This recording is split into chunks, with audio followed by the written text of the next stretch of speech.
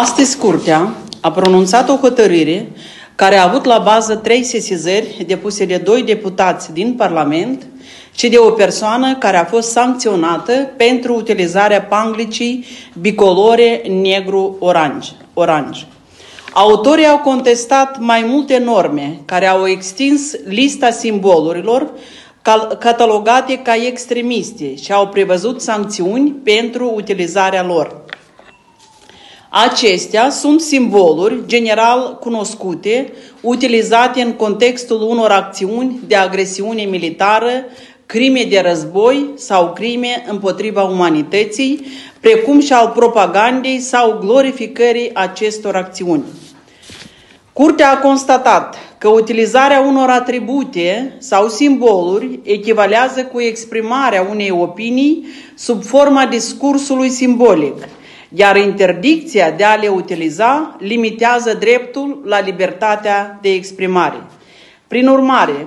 Curtea a trebuit să examineze dacă măsura care limitează exercițiul dreptului la libera exprimare este clară, dacă urmărește un scop legitim și dacă este proporțională scopului legitim urmărit. Deși legea nu stabilește o listă a simbolurilor care se încadrează în categoria celor general cunoscute, utilizate în contextul unor acțiuni de agresiune militară,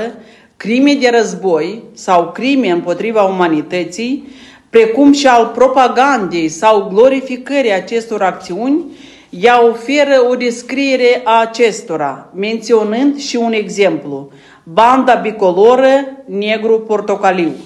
De asemenea, legea stabilește că caracterul general cunoscut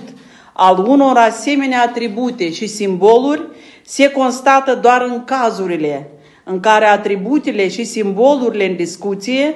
precum și conotațiile specifice ale acestora, sunt cunoscute în mod obiectiv publicului larg la nivel internațional și local.